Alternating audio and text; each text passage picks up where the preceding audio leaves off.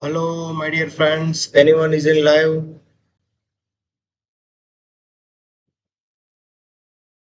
Hello, my dear friends. Anyone is in live? If anyone is in live, just say me hi.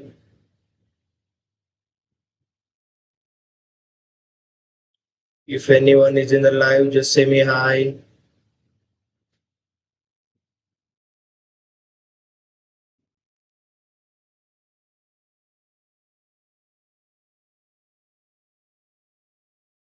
If anyone is in the live, just say me hi.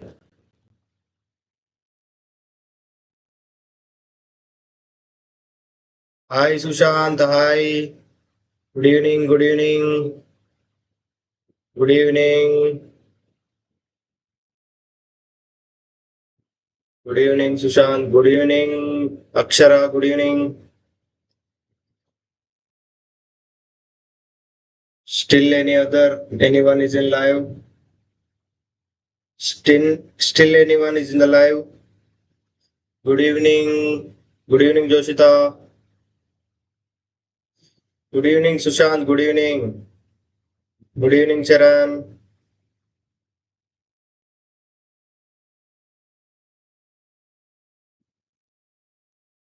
Good evening, Rishita.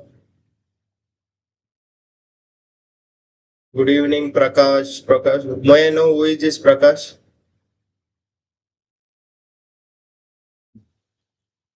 Janakiram. This is evening. My dear friend, this is evening.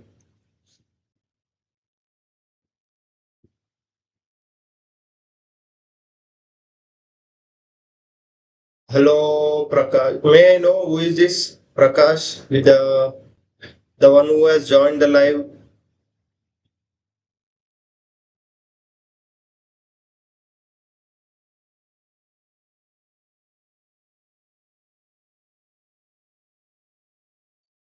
Right.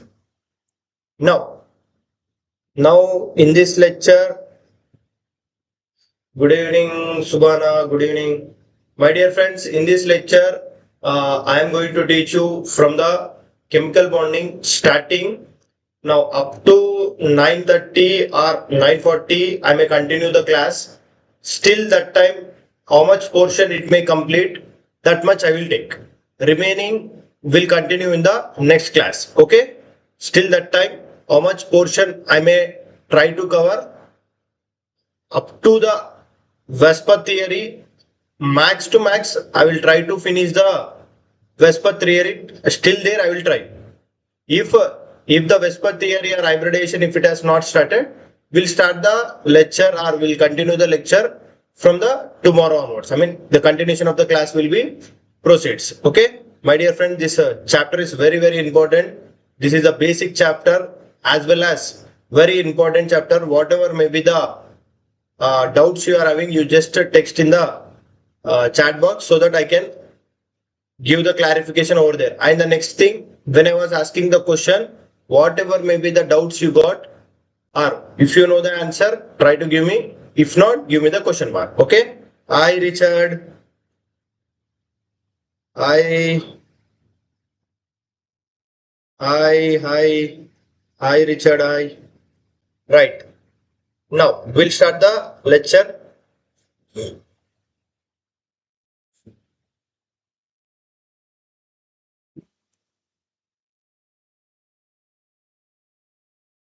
May I know who is this Prakash?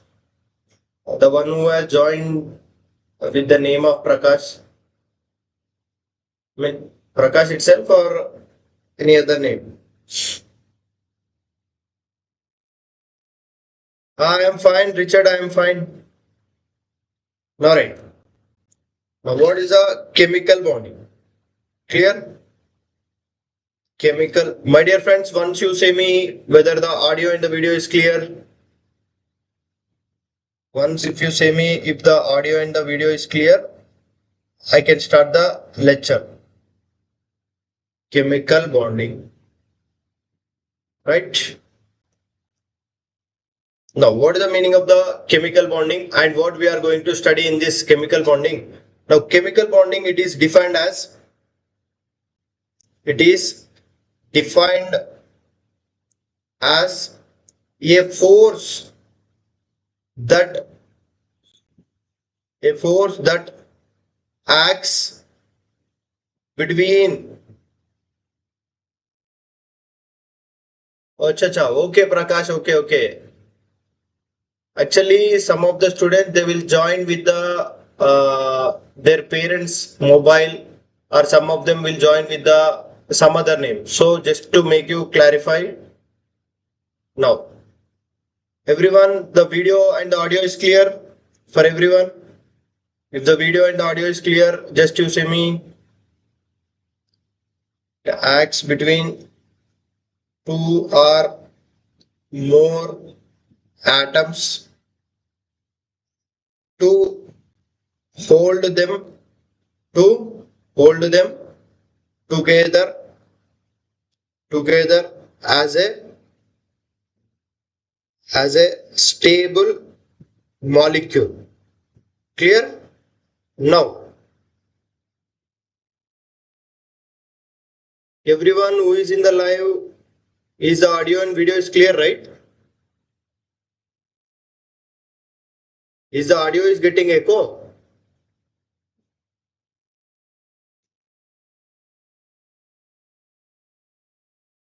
Is the audio is getting echo, or is the audio and video is clear?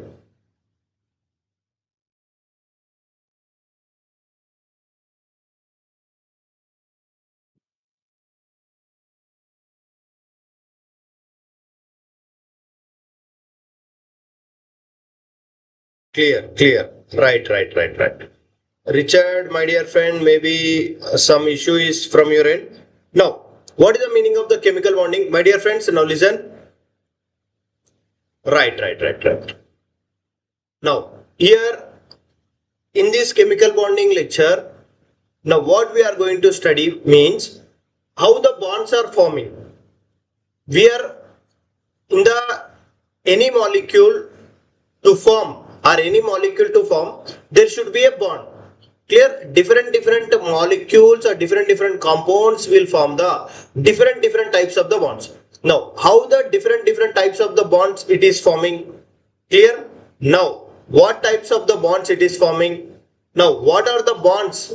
Now, what is the conditions to form the bond between them? Before to move into our lecture, just I will recap the classification of periodic table concept so that you will not get any difficulty in this lecture, because the classification of the periodic table, whatever the concepts we have studied over there, that it will play a very crucial role in this chapter. Okay, now just the quick recap I want to give you about the classification of periodic table.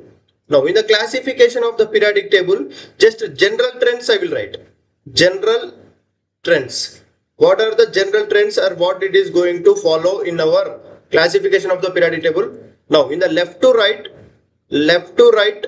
in periodic table, atomic size increases or decreases. Left to right in the periodic table, atomic size decreases. Means lithium to fluorine if you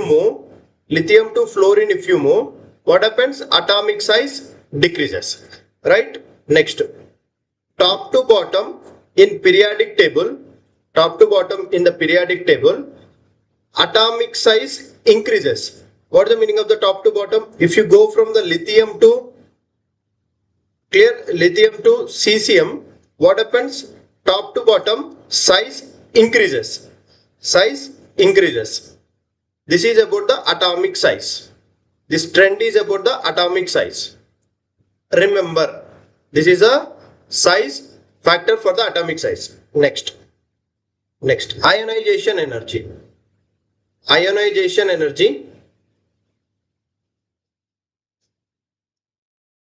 Now, what is the ionization energy?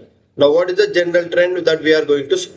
Ionization energy, left to right in the periodic table, ionization energy increases. Why? Atomic size decreases. atomic size decreases, ionization energy increases. And nuclear charge plus Zd is the nuclear charge. Nuclear charge increases. Sir, how to identify the nuclear charge? Now we know, right? Nuclear charge.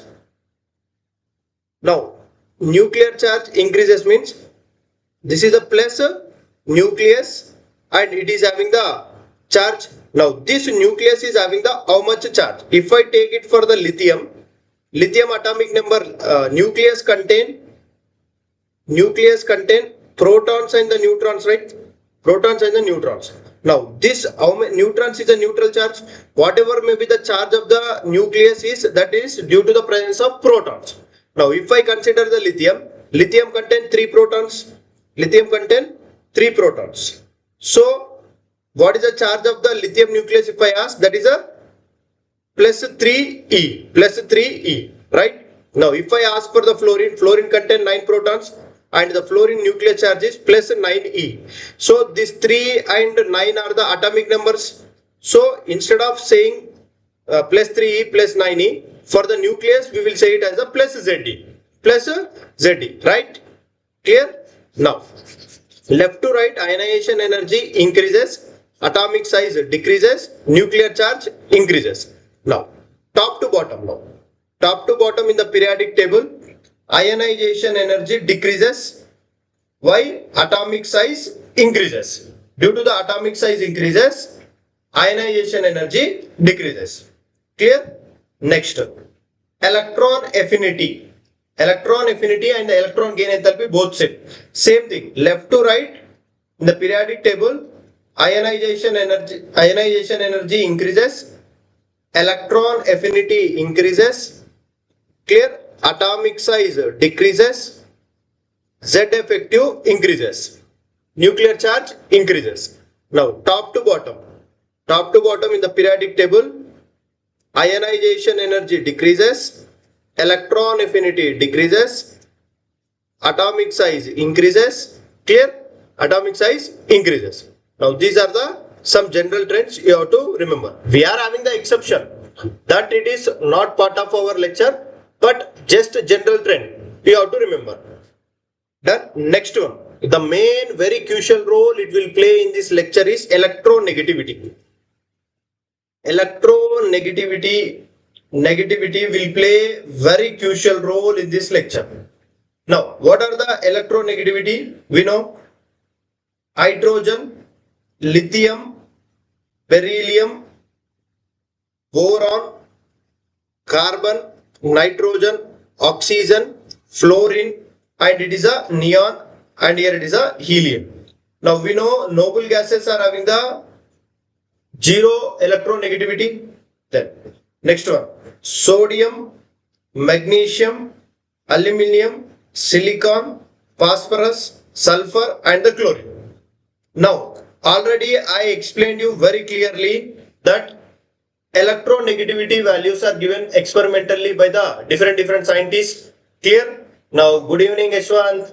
Clear? Different. Now, remember key point and remember, in a total periodic table, fluorine is the high electronegative element. Fluorine is a high electronegative element.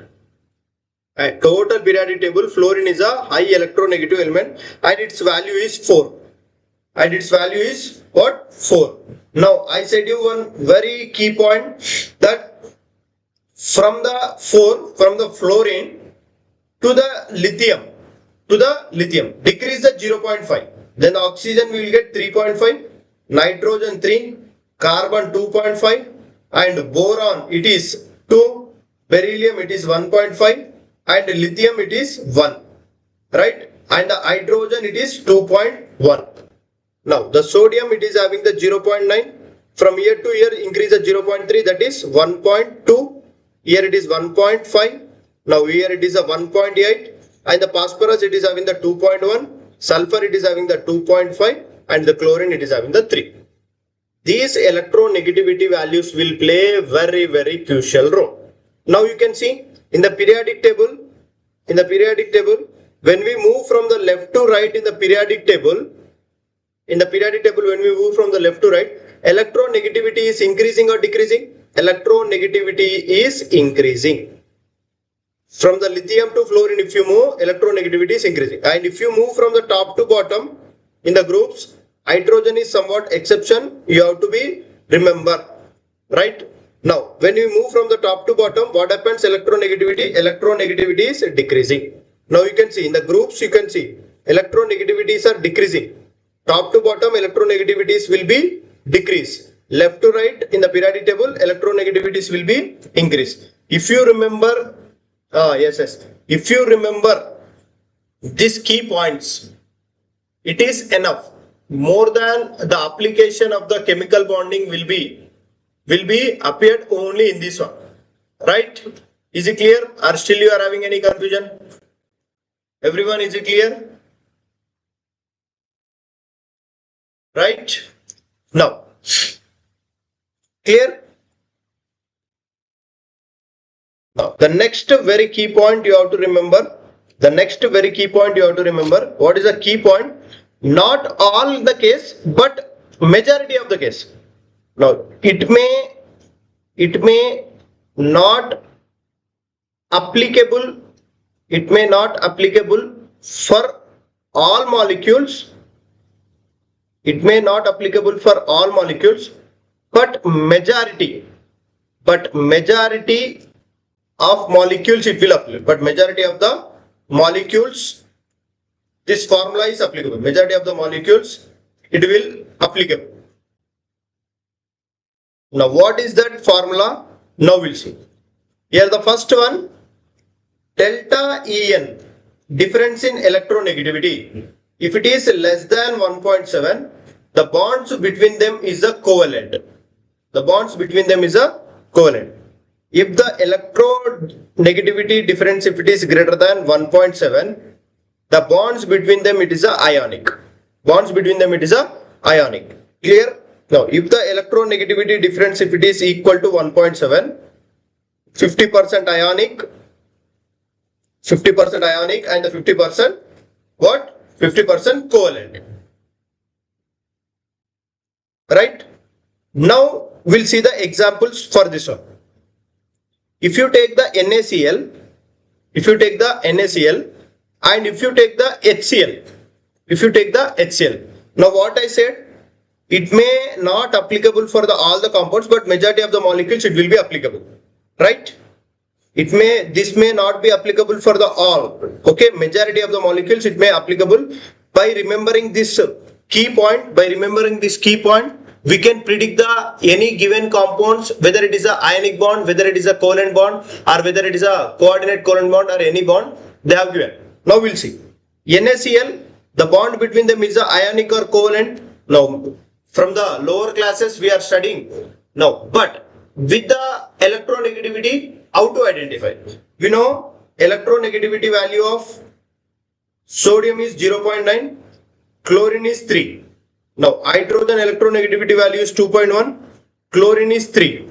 Now, difference in electronegativity, if you calculate, it will get to 2.1.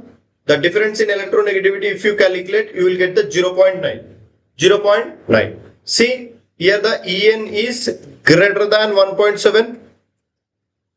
Bond is ionic. Right? Now, here the En is got less than 1.7. Got 1.7. The bond between them it is a covalent. But when you calculated when we have seen the difference,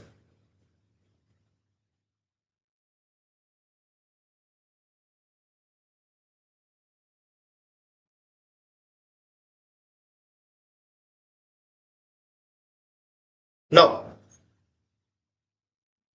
when you have applied the same formula for the HF, now you see hydrogen is 2.1, fluorine is 4.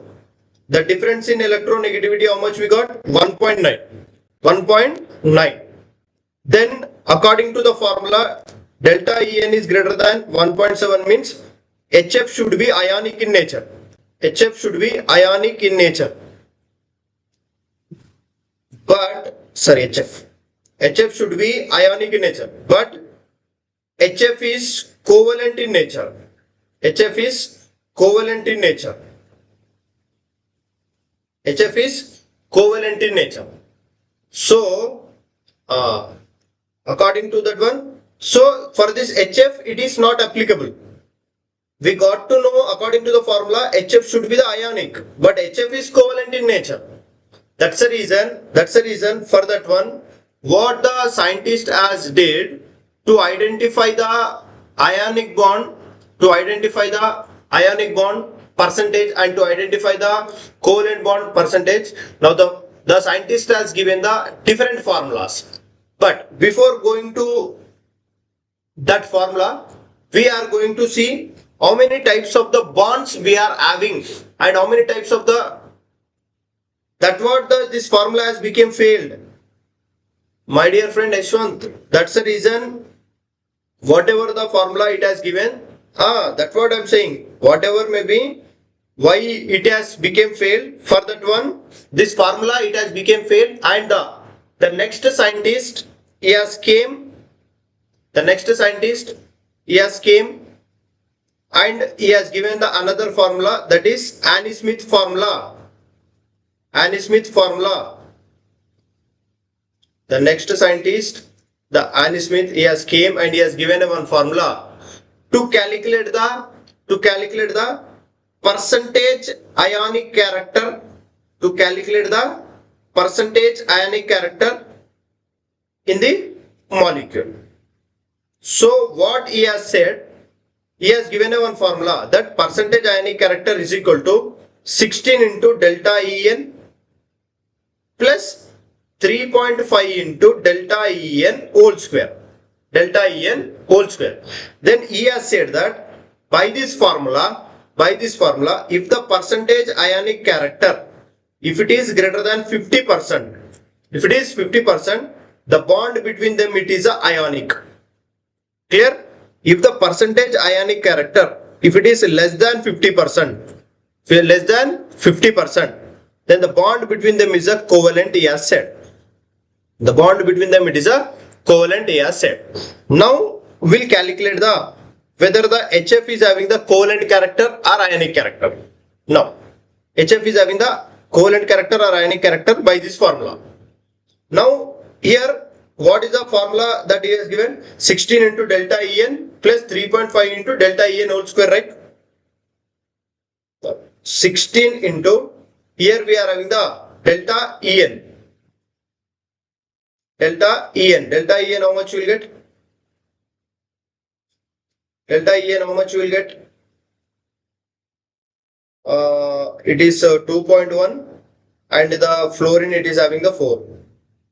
Approximately you will get 1.9. Approximately you will get 1.9.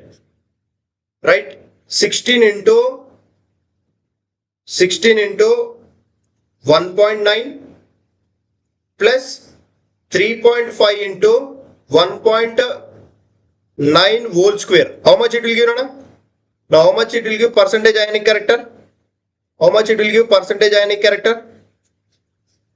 How much it will give percentage ionic character? Can anyone? How much is the percentage ionic character we will get? By this, how much is the percentage ionic character we will get?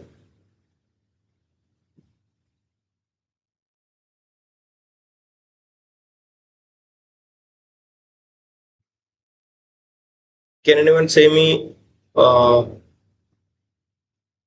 how much is the percentage ionic character we will get?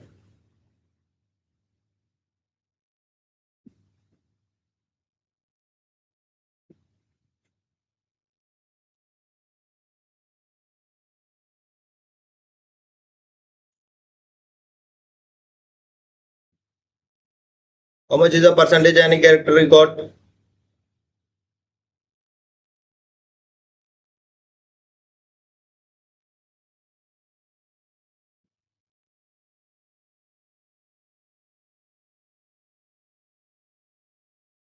How much you got, Nana?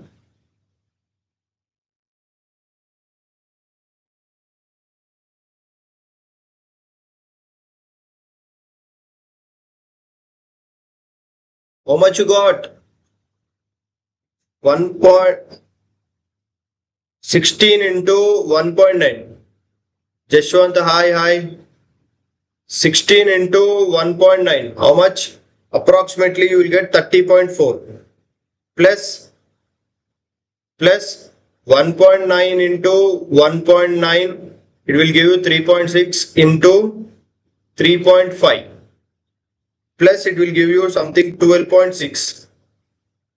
12.6. Approximately you will get 43 percentage, right? Approximately you will get the 43 percentage.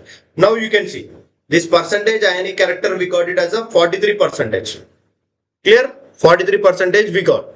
Then if the percentage ionic character, if it is getting the 43% means, now if the ionic character or percentage ionic character, if it is less than 50%, the bond between them it is covalent. Right? We got the 43 means in the HF whatever the bonds it has formed, it has became the covalent, that it has proved by the Hannay-Smith. That who has proved that? Hannay-Smith has been proved the formula that it is having the how much percentage ionic character less than 50% ionic character it is having SS. Approx it will give the 43%. Now it is having the covalent character. Now he has proved. So with the help of these formulas, with the help of these logics, now whatever may be the bonds that we are going to study in our chapter, now that whatever the bonds it is forming, with the help of these formulas, we can easily identify. Now, what are the types of the bonds that we are having in this chapter and what are the bonds we are going to study? Now we'll see. The first type of the bond, types of bond.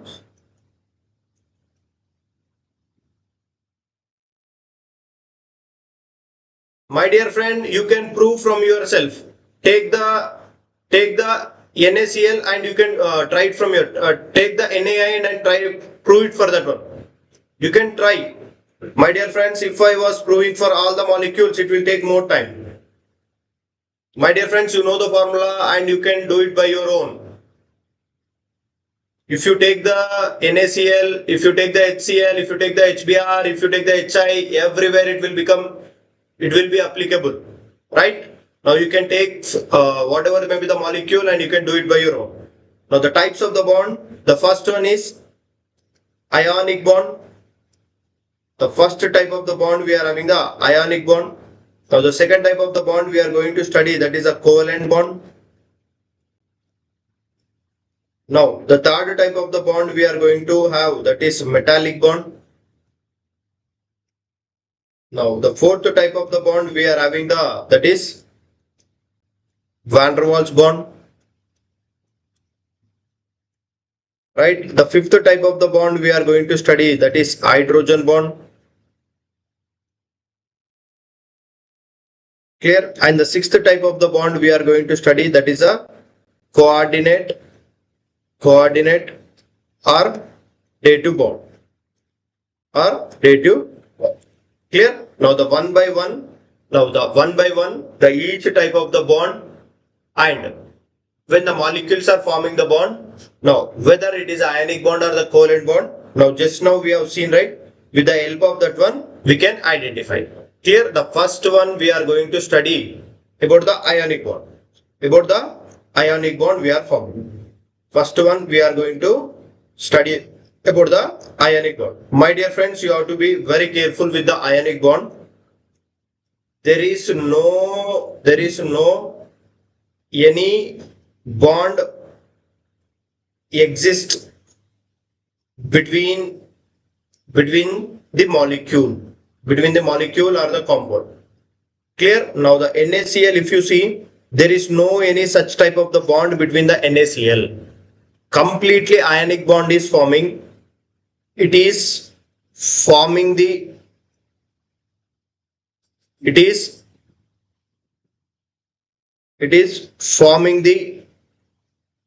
ionic bond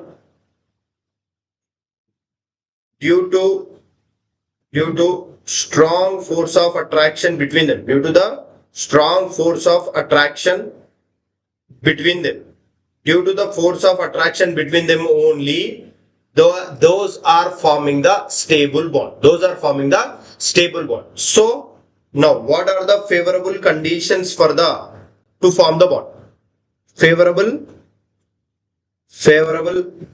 conditions, favorable conditions for the ionic bond. What are the favorable conditions for to the formation of the ionic bond, Anna? Can anyone say me what are the favorable conditions to form the ionic bond? What are the favorable conditions to form the ionic bond? Can anyone say me what are the favorable conditions to form the ionic bond?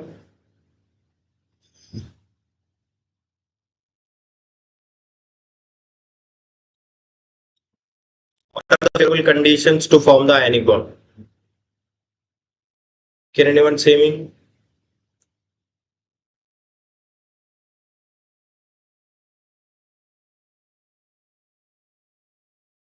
Can anyone say me what are the favorable conditions for the formation of ionic bond?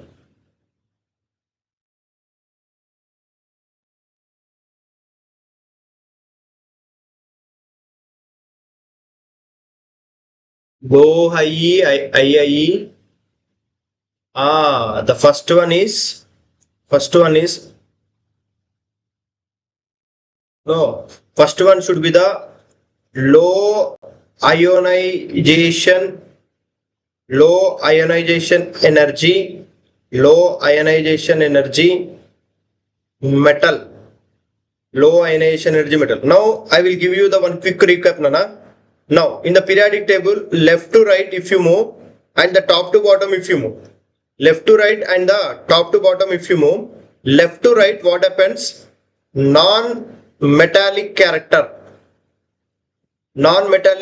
increases, metallic character decreases. Okay, top to bottom, metallic character increases, non-metallic character decreases. Is it clear? I hope it is clear for you. Now the left to right if you move, non-metallic character increases, metallic character decreases. Right? Now top to bottom, metallic character increases, non-metallic character decreases. Now remember these points. Right? Now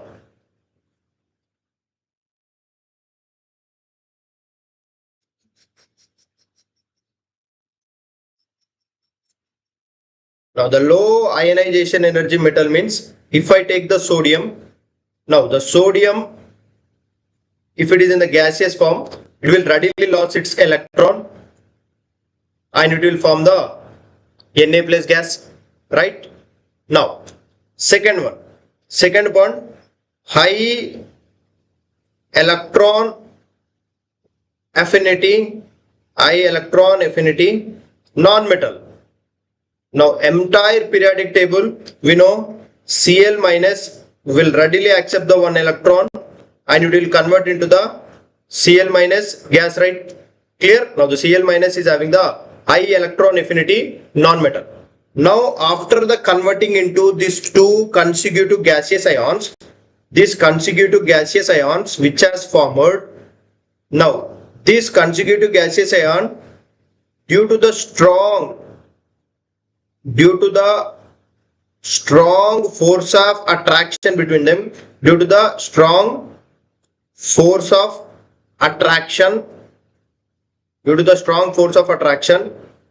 they are forming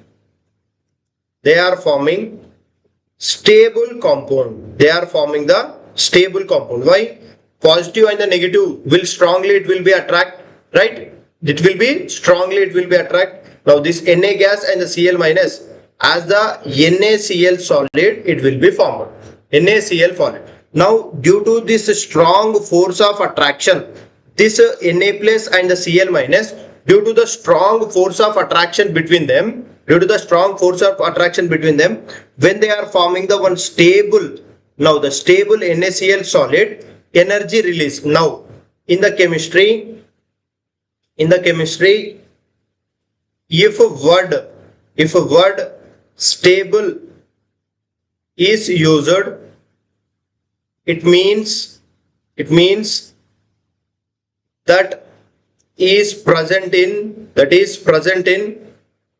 lower energy, that is present in the lower energy. Every compound want to attain the stability to decrease its energy, means this Na plus gas and the Cl minus gas, when they are forming a stable NaCl solid, energy will be released. That released energy we call it as a lattice energy. So what is the meaning of the lattice energy and what is the definition of the lattice energy? Means lattice energy. Now what is the meaning of the lattice energy? Energy released when the 1 mole of ionic compound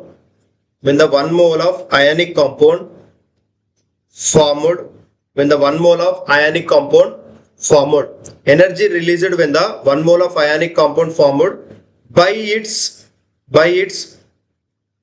constituent gaseous ions. Clear? Now we know, right, Na plus gas and the Cl minus gas, when they are strongly attracting, we are getting the one NaCl solid. Due to that energy released, we call it as a lattice energy. Energy released we are saying, right? So here the lattice energy is negative. Means if the lattice energy is negative, means delta H is equal to negative. Clear? Now this is about the lattice energy. Now my dear friends, now you have to say me, higher the lattice energy. Now higher the lattice energy, what happens? Strong attraction. Now more stable compound will be formed.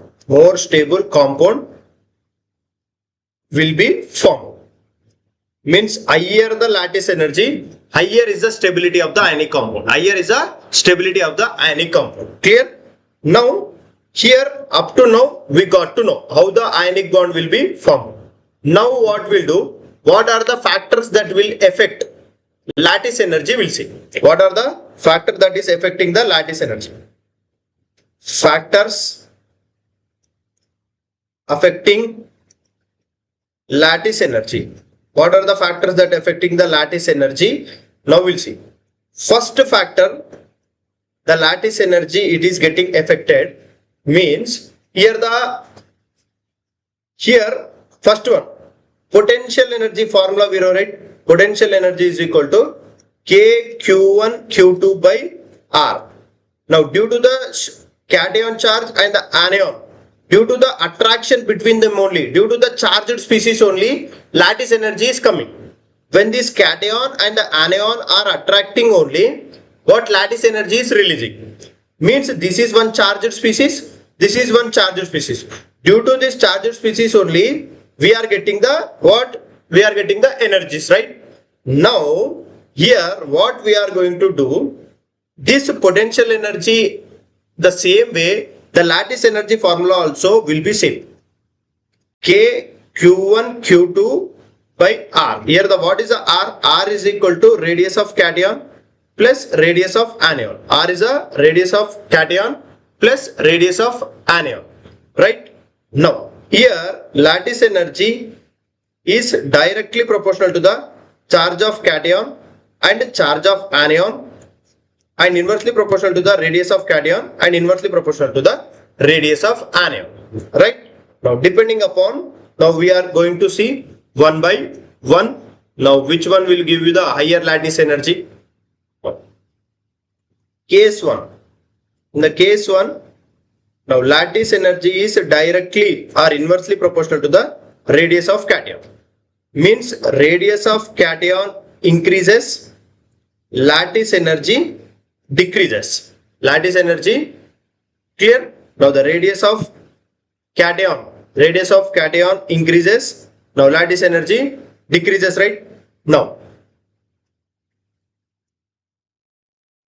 here, now we'll see. Here let's suppose if they have given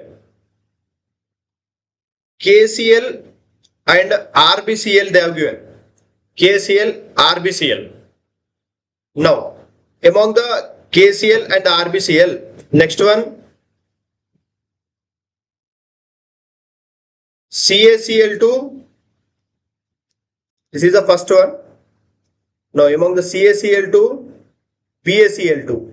Now you say me, in the first one which is having the higher lattice energy, in the second one which is having the higher lattice energy.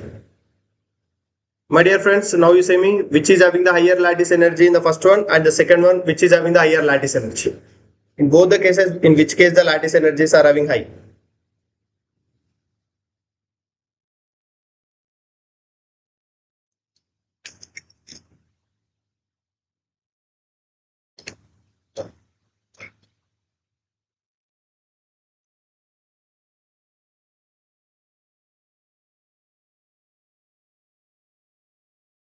Now in the first one case KCl, second one good Subhana, good Akshara,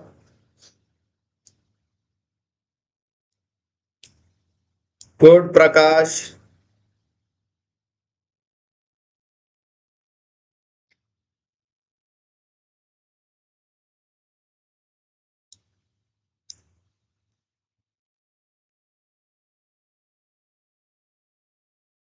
Now right. Okay, good Joshita, good.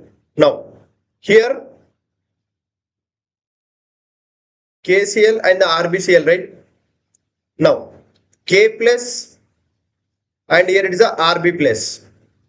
K plus and the RB plus, right? Now we know Li, sodium, potassium, rubidium and the cesium.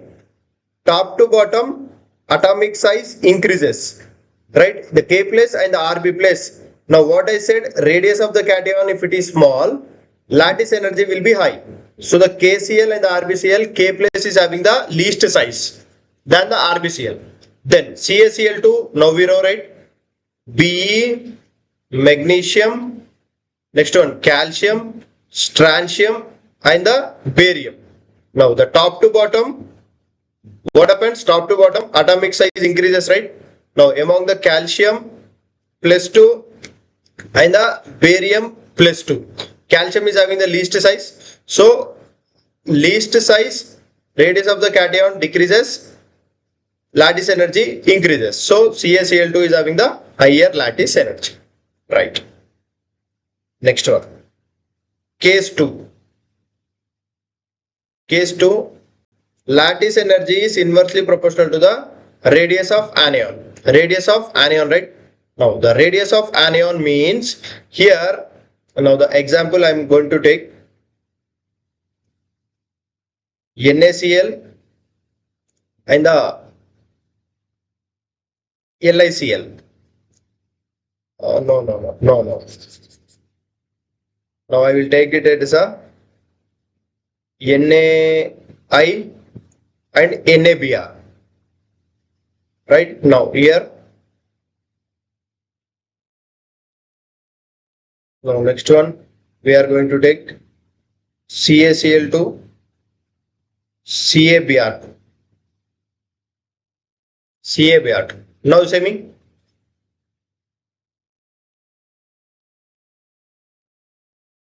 Now among the first one which is having the higher lattice energy, now second one which is having the higher lattice energy. First one case which is having the higher lattice energy, second one case which is having the higher lattice energy.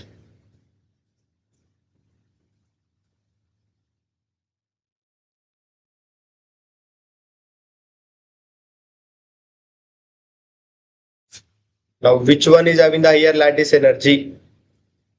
First one which is having the higher lattice energy, in the second one which is having the higher lattice energy.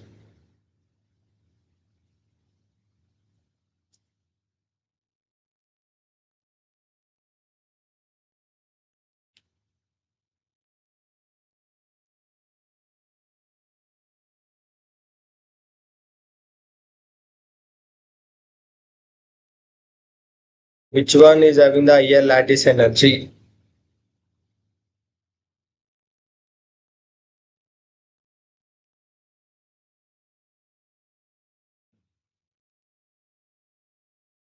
Uh, NABR, yes. Right. NABR is having the higher lattice energy. We know, right? Fluorine, chlorine, bromine, and the iodine, if you cross check, top to bottom, atomic size increases. Right? Now, among the iodine and the bromine, bromine is having the least size. Lesser the size, higher is the lattice energy. Right? Now, next one, CaCl2 and the BRB and CaBr2. Now, CaCl2 is having the higher lattice energy because in all the cases cations are same. All the cases cations are same. Right. Next one. Now, in the case number 3.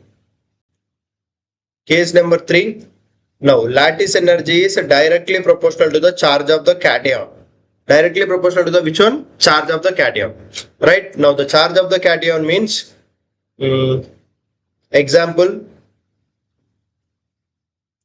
NaCl and the MgCl2 and AlCl3. Now semi, in which case the lattice energy will be high? Among the 1, 2, 3. Among the 1, 2, 3, which is having the higher lattice energy?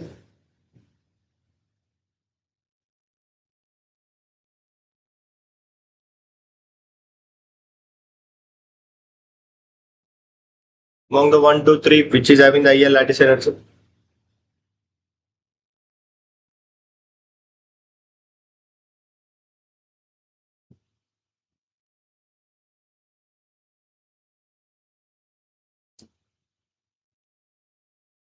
Yes. AlCl3 is having the higher lattice energy than the Mg plus 2 than the AlCl3 because here the NaCl we are having the Na plus, MgCl2 we are having the Mg plus 2, here the AlCl3 we are having the Al plus 3. Al plus 3 we are having the right. Now next one. Case 3. Case 4 if you take, now lattice energy is directly proportional to the charge of the anion. Directly proportional to the charge of the anion. Now how to identify this as the charge of the anion? Now if you take the Al2O3 and aluminum nitride. So how to identify on the which of the compounds and which of the following compounds are having the higher charge? Which of the following compounds are having the higher charge to identify? To identify that one, now what we have to do? Here we have to dissociate this molecule. Now how to dissociate? This molecule will be dissociated into the 2Al plus 3 plus 3 into O minus 2. Clear? Now this molecule will be dissociated into the Al plus 3 and N minus 3. N minus 3.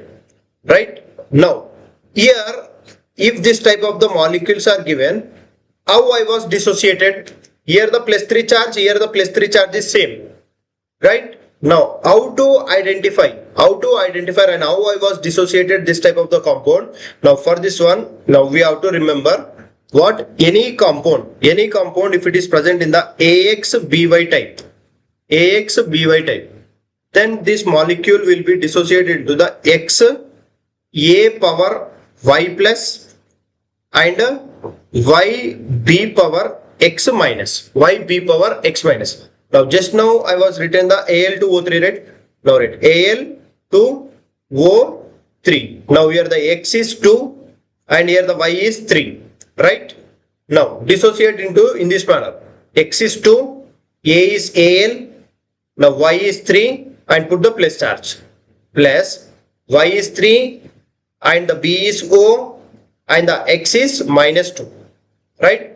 Now if suppose if they have given the calcium hydroxide in this manner. Right? Here in this case X is equal to 1, Y is equal to 2. Right? Dissociate. Now X is 1 calcium and the Y is plus 2 plus, now the Y is 2, now the B is OH and the negative charge is minus 1. Done. Now next one if they have given the if they have given next some other compounds, any BaCl2 they have given. Now how to dissociate BaCl2? Barium it is having the 1. So 1 Ba and the Y we are having the plus 2. Plus 2 into Cl minus 1. Cl minus 1. Clear? In this manner you have to dissociate the molecule. If you want to dissociate the molecule in this manner, you have to remember that it is in the form of the AXBY type. Right? Now here you can see, now the oxygen is having the least size and the nitrogen is having the higher size. Then the aluminum nitride is having the higher lattice energy than this. But before here we have studied that now the lattice energy is inversely proportional to the radius of the anion. Right? Then if you compare the size N minus 3 is having the higher size than the O minus 2 because these two are the isoelectronic, right? If these two are the isoelectronic, the N minus 3 is having the higher charge than the O minus 2. Then how to justify? For that one, you have to be very careful and you have to be very clear with this one. What? Now, if charges are same on anions, which one? Size factor dominates. Right? Size factor dominates. If charges are different, then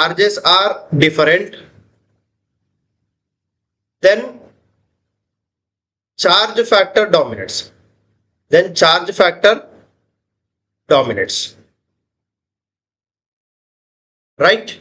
Clear? Here the O minus 2, N minus 3 both are having the different charges. But here in this case, here it is having the where? Now in this case you can see here it is having the I minus and the Br minus. Both are having the same charge. Clear? Done? You have to be very careful. If the charges are different, then the charge factor will be dominates. If the charges are same, size factors will be dominant. This is a very key point you have to remember. Right? Now this is about the lattice energy that we have studied. How the lattice energy will be? What are the factors that are affecting in the lattice energy? Right? The next very key point that we are going to study. Now what is the very key point that we are going to study is now solubility. Now what is the meaning of the solubility and what we are going to see in this solubility means here many of the students they will get the confusion in the solubility. Here to calculate the solubility of the any compound, first of all we have to be very careful and we have to be very clear with the delta H value. If the delta H value if it is getting negative, most of the salts are insoluble. Soluble. If the delta H if it is getting the positive, most of the salts are insoluble. So how to identify whether the given salt is or whether the given ionic salt is soluble or not? For that one, before moving to that one, now what we have to know? Before moving to that one, we have to know some properties of the ionic solids. What we have to know? Properties of the ionic solids we have to know.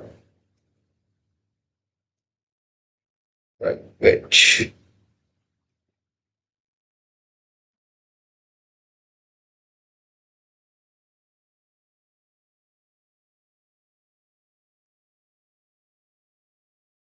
The properties of the ionic solids.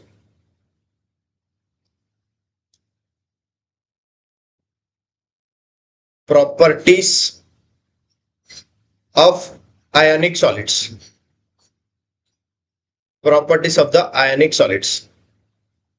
Now, here the properties of the ionic solid. May I know what are the properties of the ionic solids? What are the properties of the ionic solids we are having? May I know? May I know what are the properties of the ionic solid?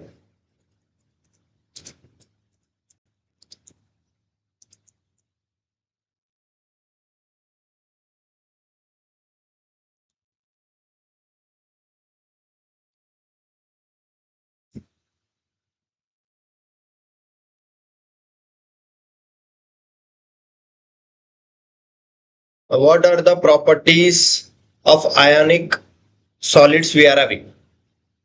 What are the ionic properties of the ionic solids?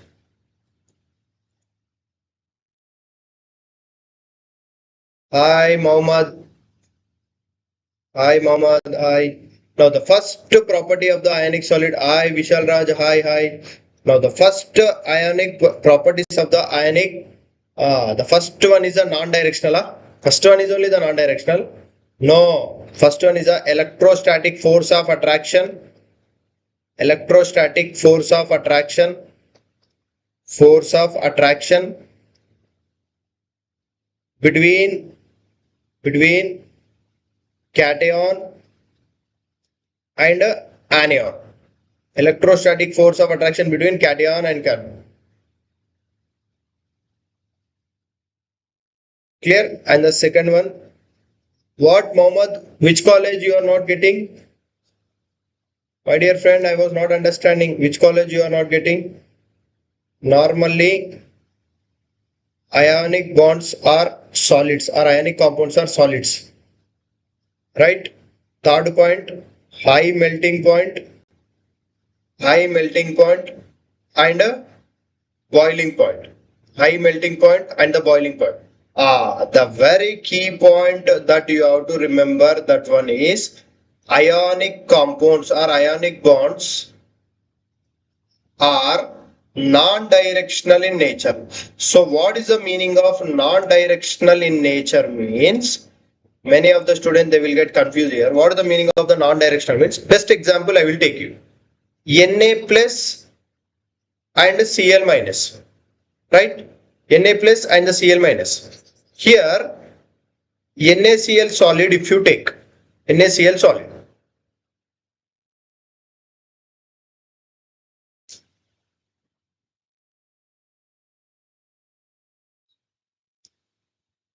my dear friends, my dear friend, if you want to, my suggestion for you, Mohammed, if you want to do in the private college, you can go. But if you want only the government college for your medical, then try for the better result. Okay? Try for the better result and be prepared and try to prepare well and try to get the, and just wait for the complete counseling, and if the counseling starts, try to wait and check if you need only the MBBS, and if you want to do it in only in the government college, my dear friend, try to be more focused and try to be wait and cross check the list and according to your marks and the ranking. Okay. Now the NaCl, in this NaCl, if it is a water, right? This is a water. This is a water. Now the water structure will be in this manner, we know, and it is having the two lone pair of electrons. Now lone pair contain electrons, right? Electrons are negative charge, right? Electrons are negative charge, means this lone pairs are negative charge. If I add this NaCl in the H2O, my dear friend, my Hindi is very much poor, so I cannot say you in the Hindi. Sorry for it. My dear friend, sorry for it in the, I cannot say your answer in Hindi. Right? Now, if I add this NaCl in this water, how it will be dissociate? How it will be dissociate? It will be dissociate into the Na plus and Cl minus. Na plus and the Cl minus, right? Now, this Na plus and H2O. H2O, it is the polar, right? H2O is a polar. Means here it is having the which charge? Due to the electron, right? Lone pair contain electron, right? Lone pair contain electron. Lone pair contain electron means it is having the partial negative charge. Right? Here also one H2O. ಏನಪ್ಪ ಅಂಕುಶ್ ಇಲ್ಲಿ ಬಂದಿದೀಯಾ ನೀನು? ಏಮಪ್ಪ ನಿಮ್ಗೆ college ಮುಗೀತಾ? Right? Now, here this oxygen, it is having the negative charge. Due to the presence of this negative charge and this positive charge, H2O will be surrounded in the all the directions. You can see Now this charge of this cation on this Na plus has been distributed in the all the direction. This cation charge is distributed in the all the direction. That's the reason ionic bonds are non-directional in nature. That's the reason ionic bond is non-directional in nature. Is it clear? Because this Na plus charge is distributed in the all the direction. It is not getting only in the one direction. It is getting in the all the direction. That's the reason only H2O is attracting this Na plus in all the directions. That's the reason only ionic bonds are non-directional in nature. Is it clear? Is it clear for everyone? Is it clear for everyone? Why the ionic bonds are non-directional? I hope you got it. I hope you got it. Why the ionic bonds are non-directional? Because this Na plus, when we are added in the water, all the H2O molecules are surrounding from the all the directions. All the directions H2O molecules are surrounding. Due to that, we call this as a non-directional in nature. Okay? Right. Now we'll see the solubility of ionic compounds. Solubility of ionic compounds. Solubility of ionic compounds. ಏನಪ್ಪ ನಿಮ್ಗೆ ಮತ್ತೆ ಇನ್ನೊಂದ್ಸರಿ repeat ಮಾಡೋಕೆ ಯೋಚನೆ ಮಾಡ್ತಾ ಇದ್ದೀರಾ ಏನು? ಮತ್ತೆ ಕೆಮಿಸ್ಟ್ರಿ ಕ್ಲಾಸ್ ನೋಡ್ತಾ ಇದ್ದೀರಾ? Solubility of ionic compounds in a H2O. Before moving to this H2O, I will clear a small trick for you. H2O is one polar compound. H2O is a one polar compound. Sir, what is the meaning of this polar means? Now listen, my dear friends, listen this polar. Polar means, now if any molecule, their difference in electronegativity, if it is not equal to 0, that is polar, right? If the difference in electronegativity, if it is equal to 0, means that is non-polar. Okay? Here H2O is one polar compound. If any molecule, their difference in electronegativity, if it is not equal to 0, that is polar. Now if the difference in electronegativity, if it is not equal to 0, that is non-polar. Right? Now, to identify whether the H2O is polar or non-polar, now you see, this oxygen and here it is a hydrogen. Now here it is oxygen and here it is a hydrogen. Now here it is having the two lone pair of electrons. Two lone pair of electrons on the oxygen. Right?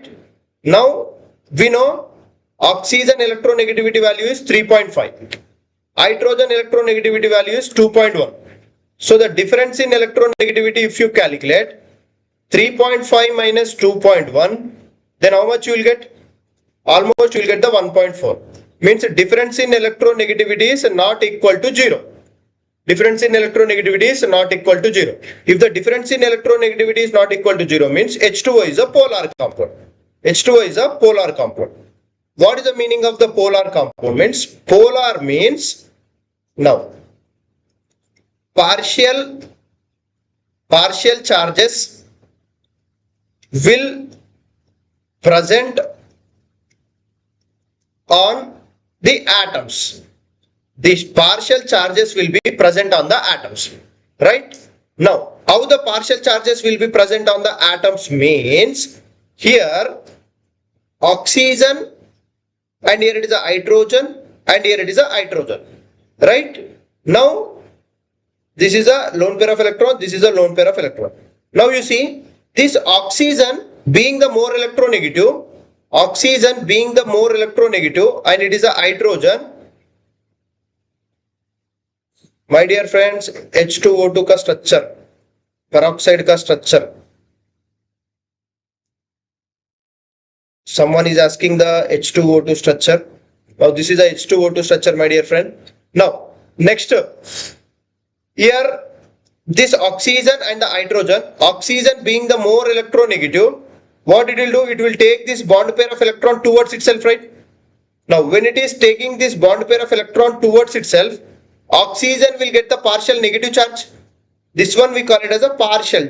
Partial delta indicates that partial. Now hydrogen, it is losing its bond pair of electron towards itself, means it is having the partial positive charge. Partial positive charge. Right? In the same way, oxygen, when it is pulling the bond pair of electron towards itself, now oxygen is getting the partial negative charge. Now again here the hydrogen, it is pulling its bond pair of electron towards the oxygen, means oxygen is getting the partial negative charge. Clear? There is no any 3 oxygens, only 2 oxygens. My dear friends, H2O2, peroxide. Peroxide, H2O2. Only these are the lone pairs. These are the lone pairs on the oxygen, right? Now, here, this hydrogen will get the partial positive charge. Now, this hydrogen will get the partial positive charge. Okay? Now, oxygen is getting the partial negative charge and this oxygen is getting the partial negative charge. Right? Hydrogen is getting the partial positive charge and this hydrogen is getting the partial positive charge. Clear? Due to that, H2O is a polar. Due to that, H2O is a polar. Now, my dear friends, now you have to say me, this H2O is a polar or non-polar? O2 is polar or non-polar? N2 is polar or non-polar? Now, next, NH3 is polar or non-polar? My dear friends, the lone pair means the which has not participated in the bonding is known as a lone pair. I will say, my dear friend Richard, what is the meaning of the lone pair? I will say. But as of now, you just remember. Now, my dear friends, you have to say me that this given molecule, H2O is a polar or non-polar? H2. O2 is polar or non-polar, N2 is polar or non-polar, NH3 is polar or non-polar. My dear friend Richard, I will explain very clearly what is the meaning of lone pair. Just try to be focused to the lecture. I will explain very clearly. H2 is non-polar. Why? Difference in electronegativity. Difference in electronegativity is equal to 0. Hydrogen and hydrogen. 2.1, 2.1. Both are non-polar. Non-polar means there is no any charges on the atom. There is no any charges on the atom. O2 is O2. My dear friend, O2. My dear friend, O2. O2 is polar or non-polar? My dear friend, O2 is polar or non-polar? O2 is polar or non-polar?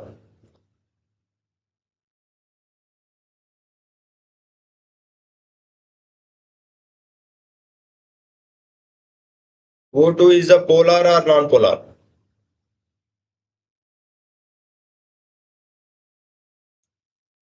My dear friend, O2 is non-polar. Oxygen and the oxygen electronegativity is 3.5, 3.5. Difference in electronegativity will be equal to 0. So O2 is non-polar.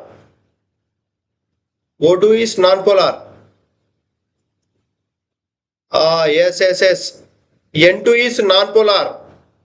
N2 is non-polar. NH3 is polar. NH3 is polar. Yes. Okay. Now, in this manner you got right. Polar means partial charges will be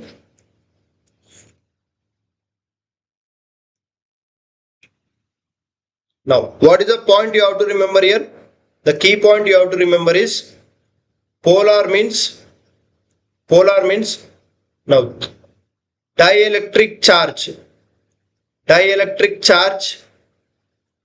or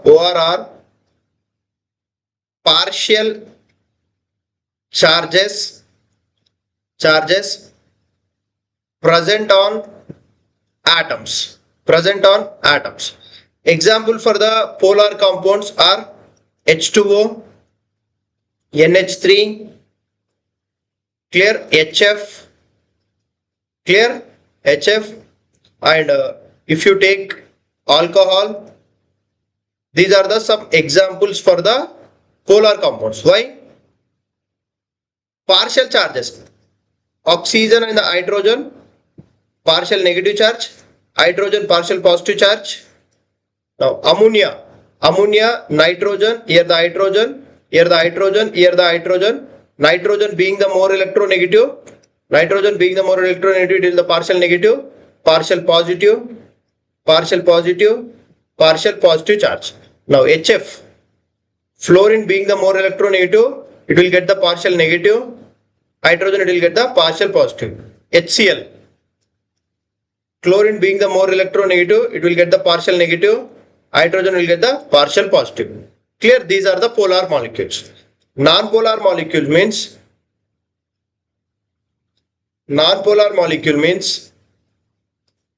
now dielectric constant or partial charges are absent. Partial charges are absent. Dielectric constant or partial charges are absent is known as the non-polar molecules, right? Now example, H2, N2, O2, clear, F2, right? And noble gases, neon, argon, clear? Now these all are the non-polar, well-known non-polar molecules for you, because hydrogen and the hydrogen 2.1, 2.1. Difference in electronegativity has become 0. There is no any charges on the, then there is no any charges on the atoms, right? Now the solubility of the ionic compound, in the solubility of the ionic compound, now ionic bonds are more soluble in polar solvents. Ionic bonds are ionic compounds. Ionic compounds are more soluble in the polar solvents. What is the meaning of the solvent? We know, right? Now solution is made up of solute plus solvent, right? Now in the solution, large quantity if it is present, that is solvent. Now small quantity if it is present, that is solute. Now here the NaCl is a solute, small quantity. Now H2O, here the H2O is a polar compound. H2O is a polar compound. It is having the dielectric constant, it is having the large quantity, it is containing the large quantity, so this is called as a solvent. Right? Now this solute, if I was added in the solvent, if I was added in the H2O solvent, then right. Now when I was added this NaCl solid,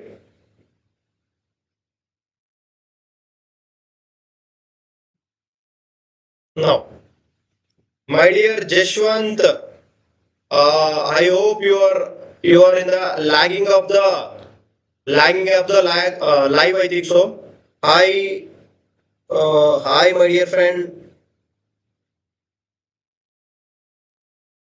I cannot pronounce your name. Actually, it is not efficient. So hi, the one who is saying the hi to me. Right? Now this is a NaCl solid, this is a solute, and the H2O is a polar solvent. Now when I was added, whether this NaCl solid will be soluble in the water or not.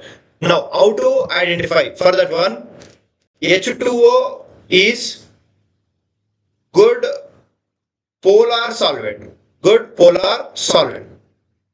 Now whether the is NaCl or NaCl will be soluble or not, now we'll see. Now first of all, this NaCl solid, by giving the lattice energy, it will be converted into the constituent gaseous ion. Right?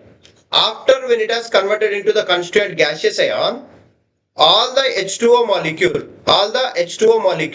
H2O is a polar, right? All the H2O molecule will be surrounded to this Na plus to convert into this Na plus aqueous, and it will be converted into Cl minus aqueous. Sir, then overall here whatever the H2O when it is surrounded with this Na plus gas and the H2O when it is surrounded with the Cl minus gas, now this Cl minus aqueous, Na plus aqueous. Sir, how it has came? How it has came? Now explain it clearly, sir. Now I will explain. Now listen. First of all, this Na plus gas and Ca minus gas, when they are attracting, it is giving the NaCl solid. We know that we call it as a lattice energy is negative here. Because two are attracting, it is forming a stable compound. Lattice energy is negative, means energy released. Now the same NaCl solid, I want to convert them into the constituent gaseous ion in this manner. So whatever the force of attraction between them it is having, I want to break by giving the energy. Now whatever the energy I was giving, that energy I was calling it as a lattice energy. That lattice energy, I was giving the energy, right? Here the energy is coming from here, so negative. I was giving the energy means lattice energy is positive, right? After the lattice energy, when I was provide the lattice energy to this NaCl solid, now this Na plus gas, it will be surrounded with the H2O molecule. Now how it will be surrounded with the H2O molecule? Now we'll see. This Na plus, when I was dropped in the H2O, H2O is a polar compound, right? H2O it is having the charges like this. Partial negative charge, right? H2O it is having the partial negative charge. H2O it is having the partial negative charge, right? Now negative charge of the one oxygen and the positive charge of this Na plus will attract. Now this negative charge of this H2O and it will be attract. Means all the H2O molecules are surrounded with the Na plus. Now this Na plus when it has surrounded with the H2O molecule, it is forming a one stable bond here. Here you can see this Na plus and this oxygen O minus are attracting and it is forming the bond. Now when the stable bonds are forming, what it will happen? Energy released, right? This Na plus. Now what the key point you have to remember? What is the key point you have to remember? Clear? Now what is the key point you have to remember?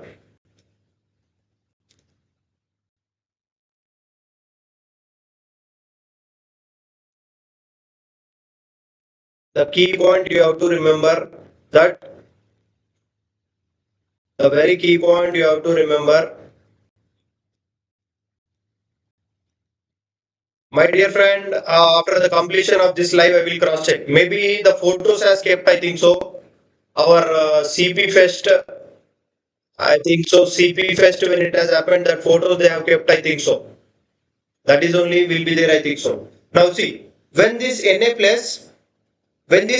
plus has surrounded this Na plus, this H2O water molecule when it has surrounded with this Na plus, now whatever may be the energy released, here H2O when surrounded, H2O when surrounded, H2O when surrounded with or Na plus, better we'll take it as Na plus. Okay, my dear friends. Okay, fine. Na plus when surrounded with H2O. Already I cross-checked, my dear friends. That photos already I cross-checked and it has came to me. Then Na plus when surrounded with the H2O, energy released. That energy called as hydration energy. That energy called as hydration energy. Is it clear? My dear friends, is this point is clear? or should I explain once again? My dear friends, is it clear? Should I explain once again? My dear friends, is it clear or should I explain once again?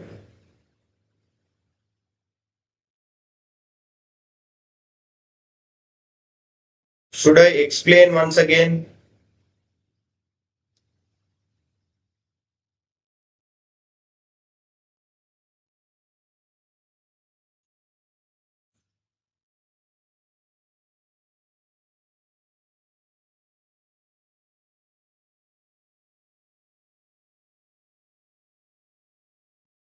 Once again, right. From where? My dear friends, from where? From where I have to explain? From here? From where I have to explain? From where? This NaCl or this Na gas and the Cl minus. Okay. Now listen. Now H2O, this NaCl solid. Now once again I will explain. Now listen carefully. Okay. I will explain once again. Now listen carefully. Now this NaCl solid, if I was added in the H2O,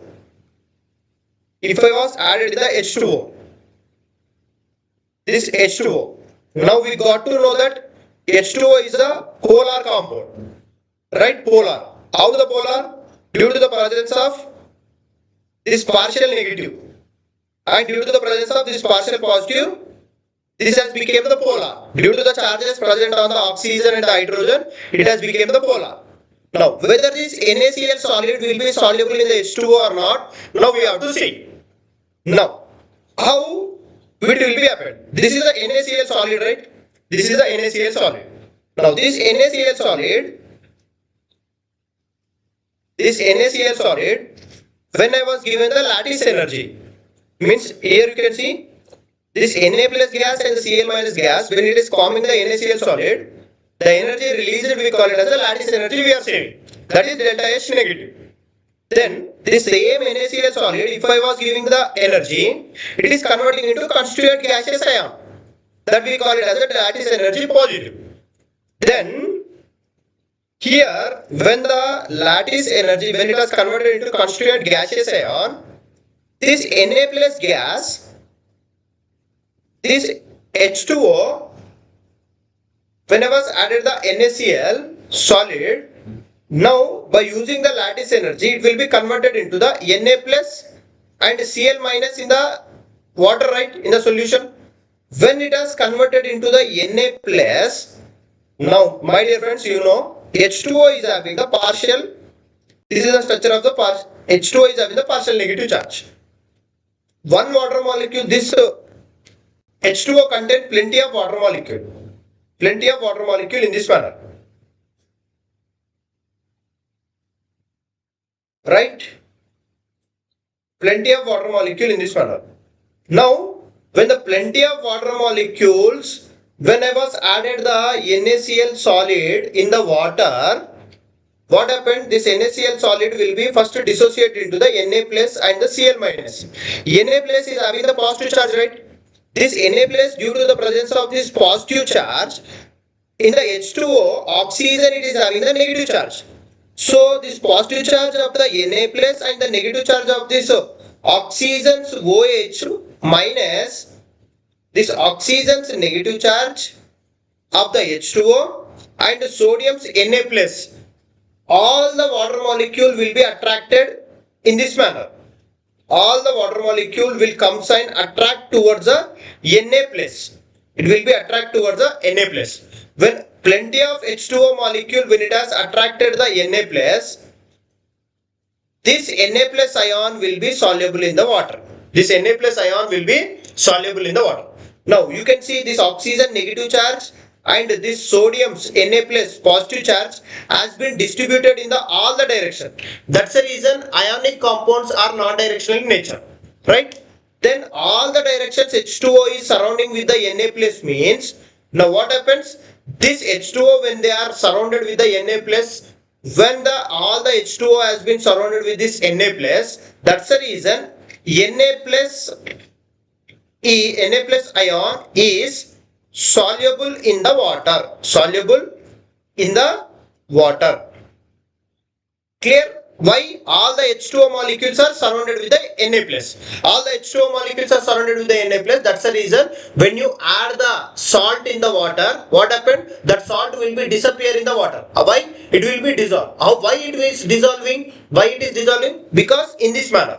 In this manner. Why? Na plus has been surrounded with all the H2O.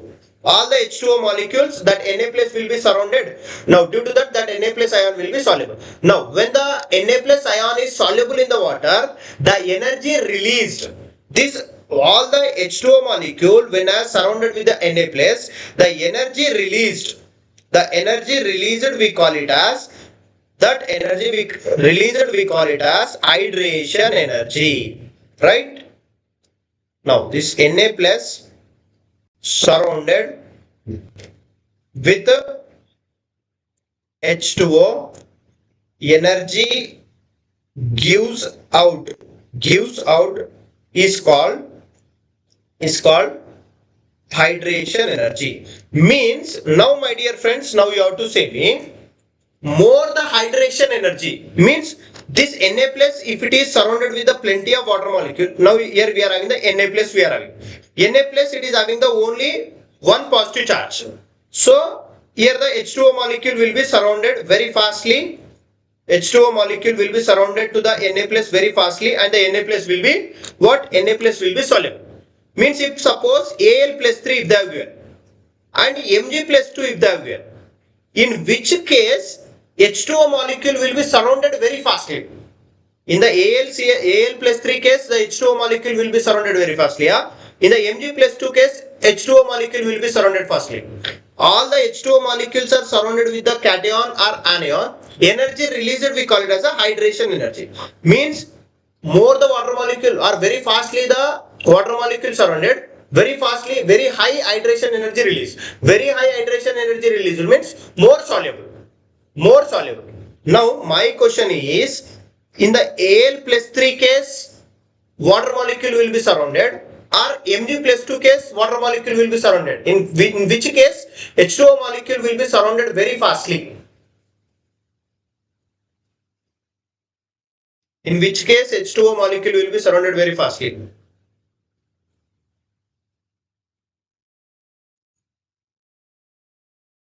Now you have to say me, in which case the water molecule will be surrounded very fastly.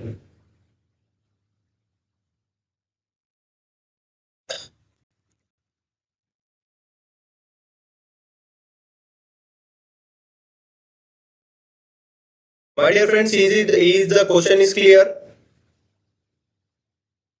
Whatever the question I was asked, is it clear? Or still you are getting any confusion?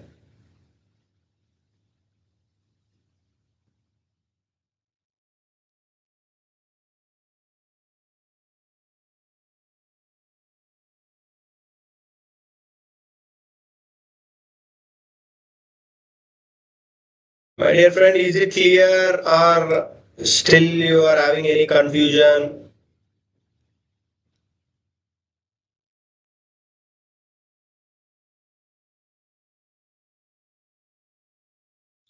Yes. In the Al plus 3, it is having the high charge, right? Due to the high charge on the Al plus 3, what it will do? It will surround the H2O molecule towards itself. Why? Why? Oxygen, it is having the partial negative charge. This sodium ion, it is having the positive charge. Due to that, it will be attract. Positive and the negative will be attract. Clear? Now, due to that, Al plus 3, plenty of H2O molecule will be surrounded. Due to that, high hydration energy will come. Due to that, high hydration energy will be released. Right? Now, the point hydration energy, you got it right? The point of hydration energy you got means high hydration energy,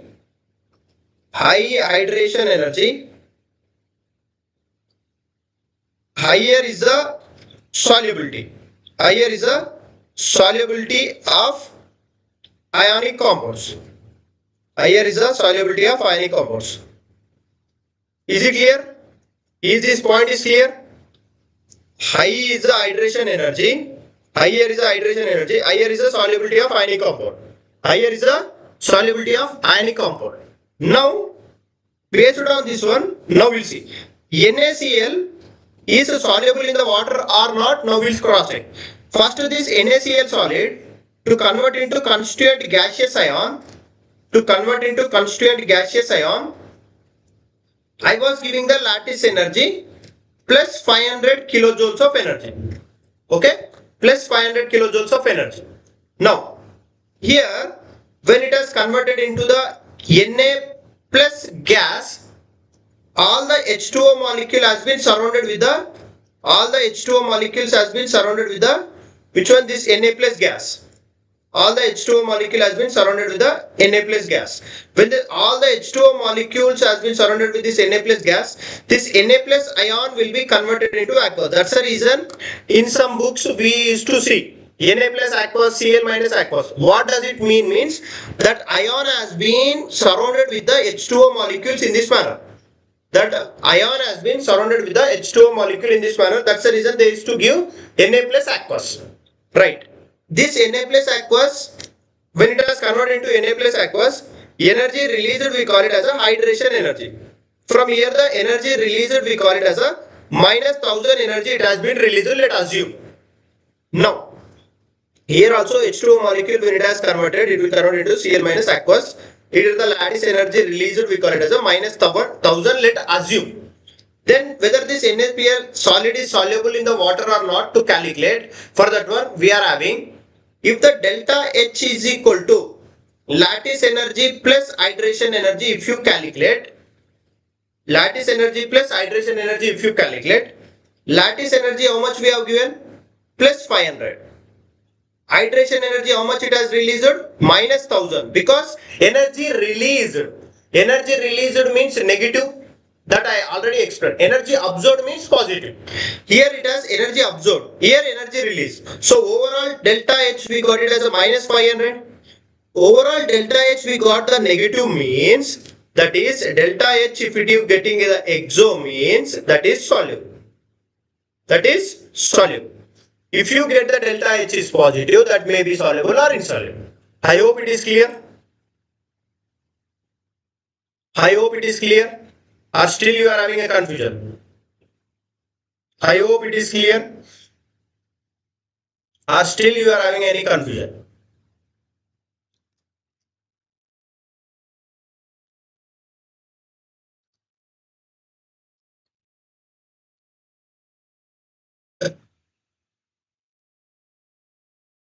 I hope it is clear. Or still you are having any confusion?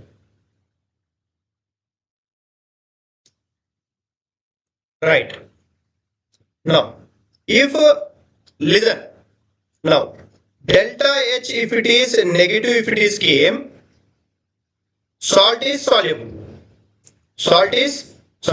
If the delta H is positive, if it is Km, most of the salts are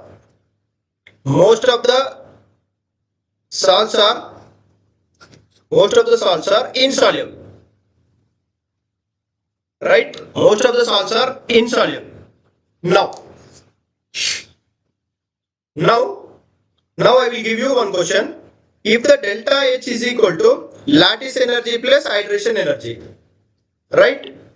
If lattice energy is greater than hydration energy, delta H we will get positive or negative.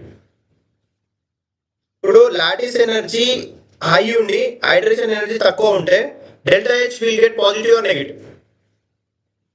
Delta H positive or negative?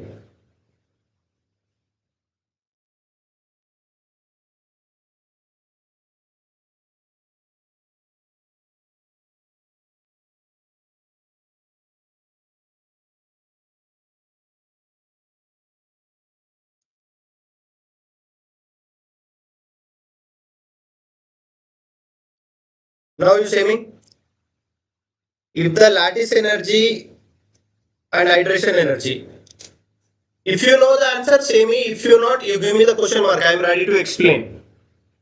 My dear friends, if you know the answer, say me. If not, give me the question mark. If the lattice energy delta H is positive. If the lattice energy is high, hydration energy is negative. Hydration energy value will be in the negative. High lattice energy value will be in the positive. If the high lattice energy and less hydration energy means overall delta H value will be positive. If lattice energy is less and the hydration energy is high, overall delta H value will be negative. Right? If you remember this one, now you can predict whether the given salt is soluble or insoluble. Now we'll get to know. Now I will give you one question. Now you have to say me whether the given salt is soluble or not. You have to say it. Right?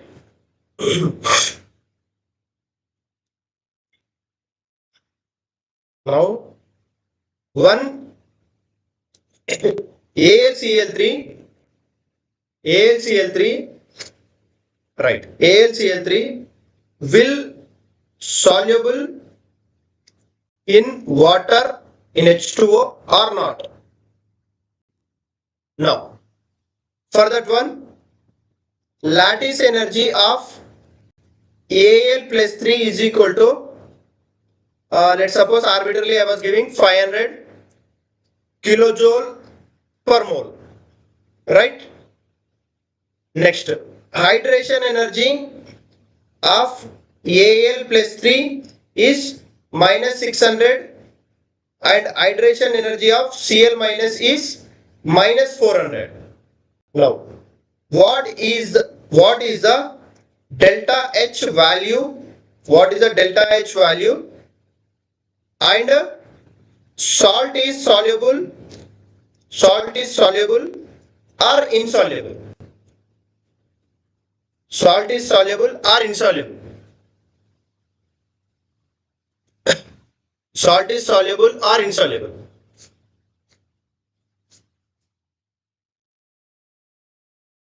AlCl3 will AlCl3 will soluble in H2 or not? The data I was given. Lattice energy of Al plus 3 is 500.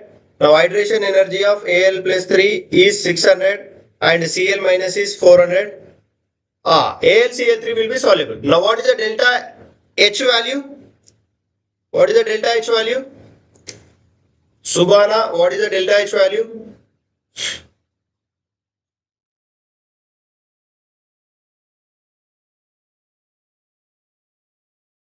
What is the delta H value here? Now, salt is soluble and what is the delta H value?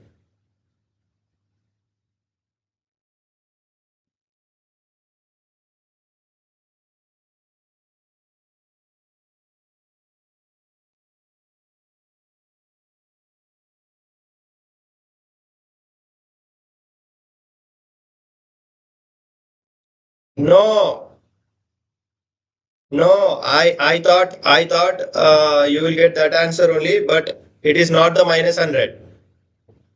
Now you see, salt is soluble only. Here, salt is soluble only. How come? Delta H is equal to lattice energy plus hydration energy, right?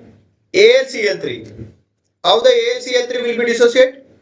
Al plus 3 plus 3Cl minus, right? 3Cl minus. Now lattice energy of AlCl3, sorry, this is AlCl3. Okay. Lattice energy of AlCl3, here you can see lattice energy of AlCl3, they have given it as a plus 500, right? Now hydration energy, how to calculate? Hydration energy, you have to calculate Al plus 3, they have given it as a minus 600, right? Plus 3 into Cl minus, right? Minus of 3 into how much they have given? It is 400, right? 400. Then it will become minus 1200, minus 600 and minus 1200. This is the hydration energy of AlCl3, right? And the 500 minus 1800, if you take, the given answer will be the minus 1300. The value is minus 1300 and the delta H we got the negative, so soluble. So the soluble. Is it clear? In this manner, you have to be cross-check. 500 minus 800, it will give the delta H negative, and it is a minus 1300. Value is minus 1300, not the which one? 100. Okay, is it clear? Is it clear? Now I will give you one question. Now you have to say me why the BaSO4 is insoluble in H2O. Insoluble in H2O. I will write the option. A. Lattice energy equal to lattice energy is less than hydration energy. B. Hydration energy is greater than lattice energy.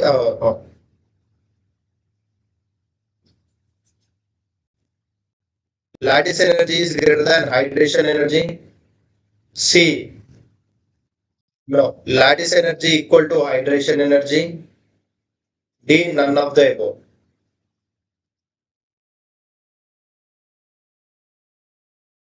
Same. What is the answer?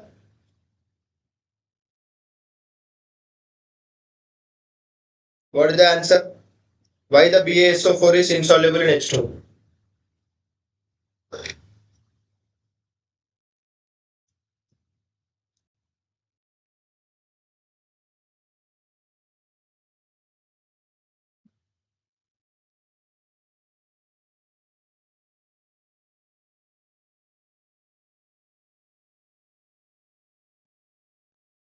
Yes, answer is B. Because the BHO lattice energy is higher than the hydration energy, the salts are insoluble. We have to give the higher energy than the when it is not forming the stable compound, it is having the higher lattice energy. Good. Option B. Yes, good. Option B. Option B. Yes, good. I hope it is clear. Or still you are having any confusion in this? In this concept, still you are having any confusion? Or I hope it is clear for you all.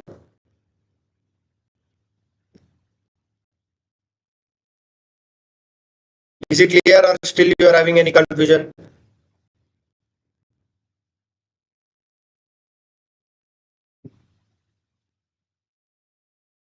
My dear friends, you are having any confusion or is it clear?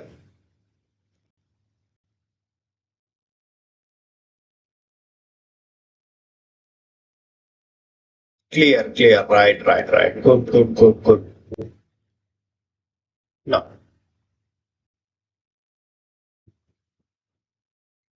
uh, now,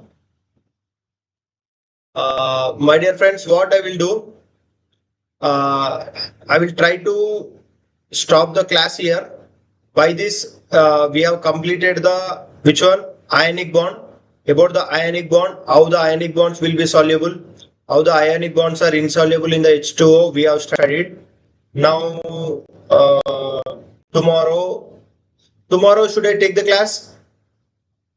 Tomorrow should I take the class? The one who is in the live, just to say me. Tomorrow should I take the class and what time you are what time you are free for the class? If you say me, I am ready to take the class tomorrow. Tomorrow, max to max, I will try to finish the valency bond theory. I mean, VBT up to VBT and the hybridization and the Vespa theory. Max to max, I will try to finish. Minimum tomorrow, I need at least 2 hours. Same in your free time. Tomorrow, this is very crucial now. Each and every molecule of the hybridization I will show. Because we are having the molecular models, you know, right? We are having the molecular models. Okay, it is up to my wish, right? I will say the time and I will post you in the group. And at that same time, I will schedule the class live. Tomorrow, don't miss the class with the help of the molecular model, with the bond angle, molecular structure, molecular shape, each and every molecule I will show you. Tomorrow class may be somewhat high, maybe 2 hours, maybe 2 or 2.5 hours max to max I will take, because each and every molecule I was to explain its molecular geometry, hybridization, right? How it will play very crucial role in the application part of the our chemistry, that I will explain. Clear, my dear friends? Don't miss tomorrow's lecture. Real now in the within one day, prior of the one day itself, today night itself, I will schedule the live and I will say you and I will post you in the group. Okay, just be attentive for the tomorrow's lecture. Now by here I was ending the live. If any students, if they are having any concerns, they can ask, and the remaining they can leave. My dear friends, the students who are having any concern or anything they want me to ask, or anything any concept they were not clear, if any concept they were not clear, or anything still you are getting any confusion, anything, if you are getting confusion over the concepts, or anything what they want to ask, they can ask. I am ready to explain. Or should I end the live? Or should I end the live? Should I end the live, my dear friends?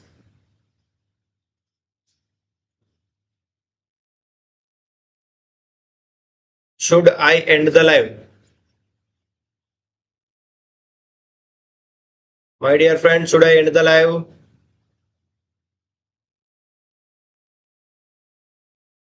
Good night, everyone. Good night.